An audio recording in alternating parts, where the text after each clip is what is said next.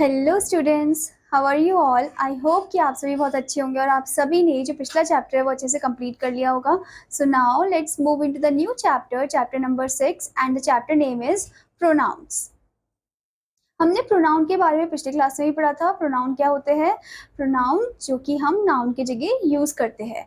Okay, तो चलिए जानते हैं प्रोनाउन के बारे में in detail. A pronoun is a word that is used in place of a noun, जो noun की जगह हम use करते हैं उसे हम pronoun बोलते हैं। All pronouns stand for one of the three persons, जो सभी pronoun है वो one of the three person के लिए represent करता है, stand करता है। Now first of all हम जानते हैं kinds of pronoun के बारे में।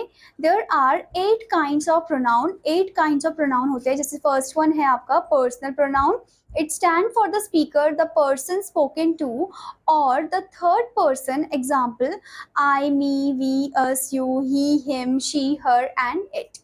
ये जो है पर्सनल प्रोनाउन, ये स्टैंड करता है स्पीकर के लिए, पर्सन स्पोकन टू जिससे हम बात करें उसके लिए, या फिर थर्ड पर्सन के लिए रिप्रेजेंट करता है। और इसमें होने वाले जो वर्ड्स है जो यूज होते हैं वो है I, me, us, you, he, him, her etcetera. Okay, next type of pronoun is possessive pronouns. It shows possessions, belonging or ownership, example mine, ours, yours, his, hers, its, theirs, etc. Possessive pronouns should not be used with possessive adjectives और determiners। सो यहाँ पर आपको बोला है कि जो possessive pronoun है ये पोजिशन शो करते हैं, बताते हैं कि ये चीज़ किसको बिलोंग की गई है। ठीक है, ओनरशिप बताते हैं, जैसे कि माइन, आर, योर्स, ये टाइप के वर्ड्स में यूज होते हैं। एंड पोजेसिव प्रोनाउन जो है वो कभी भी हम यूज नहीं करते पोजेसिव एडजेक्टिव के साथ या फिर डिटरमाइनर्स के साथ। ओके, जैसे कि आपको यहाँ पर एग्जांपल दिया, दिस शर्ट इज योर्स, ये आपका पोजेसिव प्रोनाउन है। ये आप देख सकते हो कि नाउन के बाद आ रहा है, ये लास्ट में है। Okay, next one is where is your house. House से पहले, नाउन से पहले कौन सा वर्ड है? योर। अब ये क्या हो गया? ये आपका हो गया possessive adjective, not possessive pronoun. Okay, now next type of pronoun is relative pronoun. The relative pronoun refers to or relates to a noun that has gone before it. The noun it refers to is called its antecedent. Relative pronouns are also helpful in linking sentences. So relative pronoun helpful है sentence को जोड़ने में, link करने में, और relative pronoun जो है वो refer करता है, relate करता है एक noun को दूसरे noun से, that has gone with the before if the noun it refers to its antecedent. Okay, जैसे कि आपको यहाँ पर एग्जाम्पल दिया है, I met the man who wrote this book. Okay, तो यहाँ पर कौन से वर्ड हम यूज करते हैं? Who, that, whom, whose, which, what etcetera are the relative pronoun. ये वर्ड हम इसमें यूज करते हैं। Who, when are use when antecedents are people और पर्टिकुलर एनिमल। हु और व्हेन को हम तब यूज करते हैं जब एंटीसीडेंट, यानी कि जो एंटीसीडेंट है वो या तो एक पर्सन है, पीपल है, या फिर एक पर्टिकुलर एनिमल है। Okay, next one is whom. Whom is used for objective case के लिए हम यूज करते हैं whom को। which is used for object और animals, इनके लिए यूज होता है which। ओके, जैसे कि आपको एग्जांपल दिया है, the horse which I recently bought is from Saudi Arabia. Okay, so this you can see that which is used for the object or animal. Now next type of pronoun is interrogative pronouns. These pronoun are used to ask question. ये pronoun ask questions पूछते हैं। ठीक है, जैसे example दिया है who won the match. Okay, तो आप देख सकते हो यहाँ पर क्वेश्चन पूछा गया है। Next one, reflexive pronoun, they are used when the action done by the subject turns back और reflects on the subject, example we ourselves are to blame for this trouble. तो यहाँ आप देख सकते हो कि जो एक्शन हमने करा है, उस सब्जेक्ट ने किया है, वो बैक उसी पे ही हो रहा है। ठीक है, तो इसे हम रिफ्लेक्सिव प्रोनाउन बोलते हैं। इसका एग्जाम्पल आपको दिया है, we ourselves are to blame for this trouble. ठीक है, now next is emphatic pronoun. These are pronoun which are used to add emphasis, example the old woman cooks all her meals herself। तो इसमें emphasize किया जाता है एक particular word के लिए। ठीक है, जैसे कि यहाँ पर आपके लिए एग्जाम्पल यूज किया था, the old woman cooks all her meal herself। तो उसने अपना खाना खुद अपने आप ही बनाया। ठीक है, तो emphasize किया जा रहा है यहाँ पर। next one is demonstrative pronouns. They point to the noun they replace, example this is my car, that was his car, I was driving. Okay, तो ये point out करता है, they point the noun. Okay, इसके example है this is my car, that is your house, ऐसे type की example है। इसमें this, that, these, those word use करते हैं। Now next type of pronoun is indefinite pronoun. They do not replace the name of any particular person और thing, example one, nobody, anyone, anybody, someone, etc. like nobody entered the room in the morning. तो ये जो है ये replace नहीं करते, ये दे do not replace the name of any particular person, मतलब किसी पर्सन का नाम ही रिप्लेस नहीं करते हैं, ठीक है। जैसे वो बताते नहीं है कि कौन सा पर्सन है, किसने बोला, ये सब, ठीक है। जैसे कि वन, नोबडी, एनीवन, ठीक है, एनीबडी, समवन, ये टाइप के वर्ड्स इसमें यूज होते हैं, जैसे कि nobody entered the room in the morning. Okay, now the next topic is personal pronouns. Personal pronouns can replace nouns that name people in the subject and object positions. There are three persons: first person, second person and third person.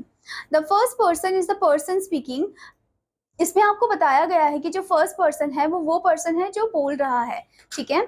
फिर उसके बाद the second person is the person spoken to, second person जिससे बात की जा रही है, ठीक है। And the third person is the person और thing spoken about, third person वो जिसके बारे में बात हो रही है।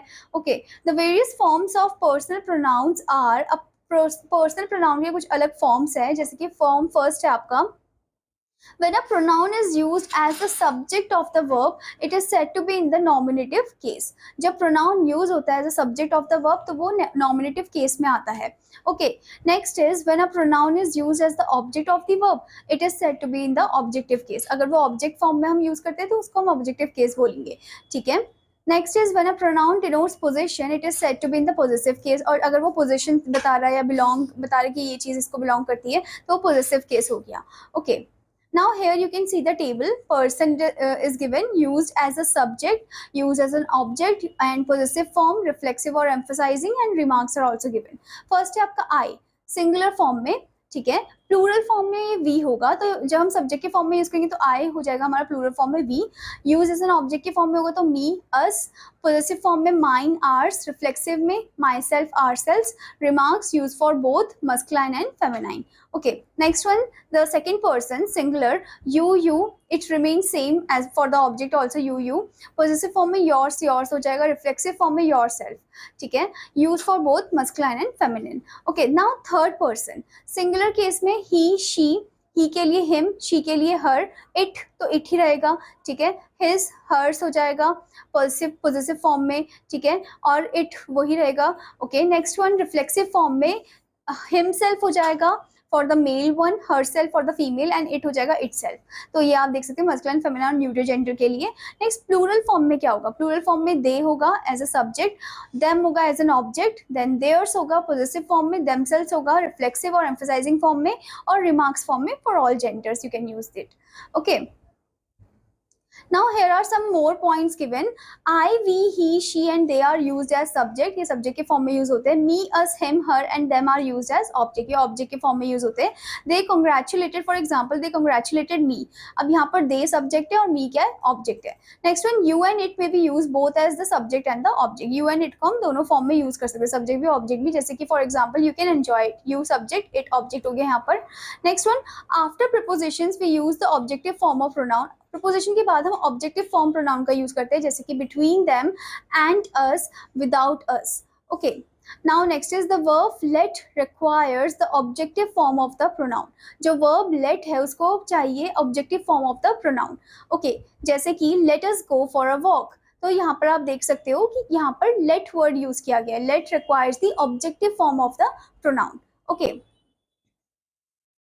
Now next one is the form it is, me is common in spoken English, and although the correct form is it is I. okay, तो it is के साथ हम me नहीं जोड़ेंगे, it के साथ हम क्या जोड़ेंगे, I जोड़ेंगे, ठीक है। तो आपको यहाँ पर एग्जाम्पल भी दिया है, who's there, it's me, spoken English में हम ये बोलते हैं, है ना। बट अगर हम फॉर्मल इंग्लिश की बात करें तो हमें क्या बोलना चाहिए, who is there, it is I.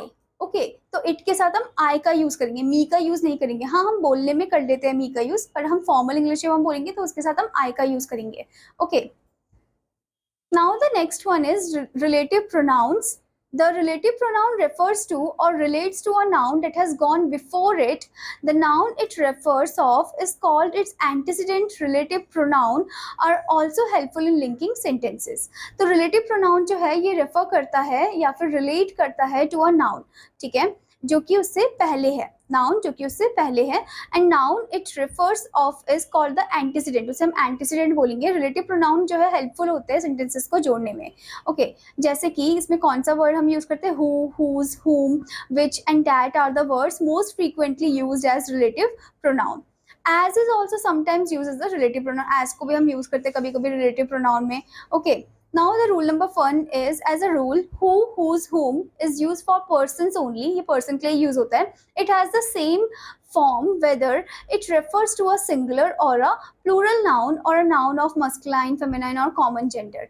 Okay, the principal called the parents of those children whose result was poor, तो यहाँ आप example देख सकते हो। तो ये common gender के लिए हमने use किया है whose यहाँ पर। The use of whom needs a bit of care, a bit of care, sorry, यहाँ पर आपको correct करना है, bit of care है ये। तो यूज ऑफ whom जो है उसको थोड़ा ध्यान से हमें यूज करना है। जैसे कि look at these two examples, people who love others, the relative pronoun as subject hence who, people whom others love, ये आपका हो गया the relative pronoun as object form में। Okay hence whom, and sometimes whose may also be used for things without life. whose जो है कभी कभी हम उनके लिए भी यूज करते हैं, उन चीजों के लिए जो विदाउट लाइफ यानी कि नॉन लिविंग फॉर्म में है। ओके जैसे कि the car whose headlights were on, actually this sentence should have been written as, इसको हम कैसे लिख सकते हैं, इसको हम लिख सकते हैं ऐसे, the car the headlights of which were on. Okay but the first sentence looks more elegant, पर जो पहला सेंटेंस है वो ज्यादा एलिगेंट लग रहा है कि the car whose headlights were on. Okay next one which is use for things without life and for animals, ये नॉन लिविंग थिंग और एनिमल्स के साथ यूज करते हैं हम विच को। जैसे कि this is the giraffe which the Indian zoo got from Africa. Next one I have a dress which is made of silk. Okay तो आप देख सकते हो यहाँ पर नॉन लिविंग थिंग और एनिमल के साथ विच वर्ड का यूज किया है। Now next is that is used for both person and thing. That हम दोनों चीज के लिए यूज करते हैं, person के लिए भी thing के लिए भी। जैसे कि this is the boy that ate the entire cake. Next one, did you see the car that runs on battery? Okay.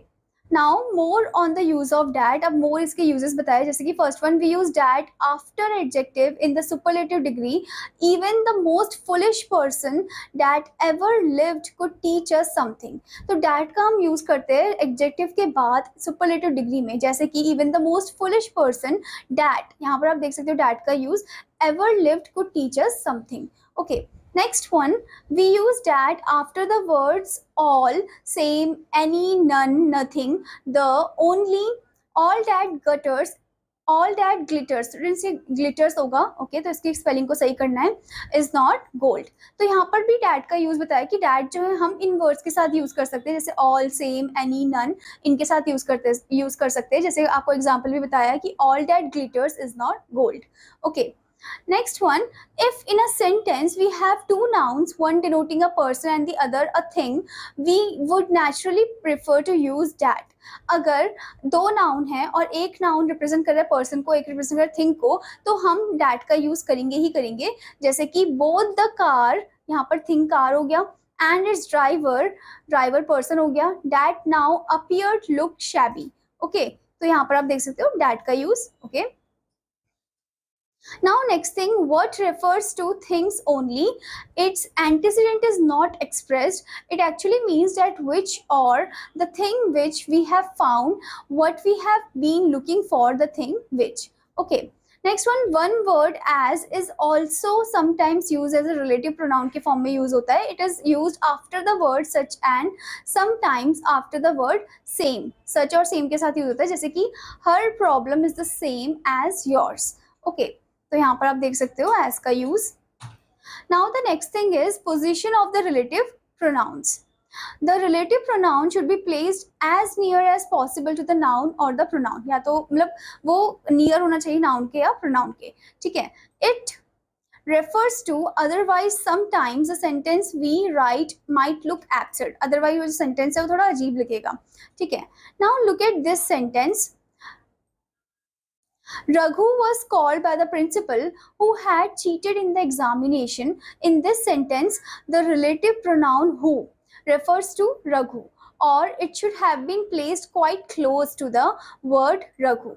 तो इसको थोड़ा हमें quite close लगाना चाहिए था रघु से, ठीक है। We should have written this sentence like this. तो इस sentence को हम ऐसे लिखेंगे, Raghu who had cheated in the examination was called by the principal. तो आप देख सकते हो नाउन के साथ में ही लगाया है who को, ठीक है।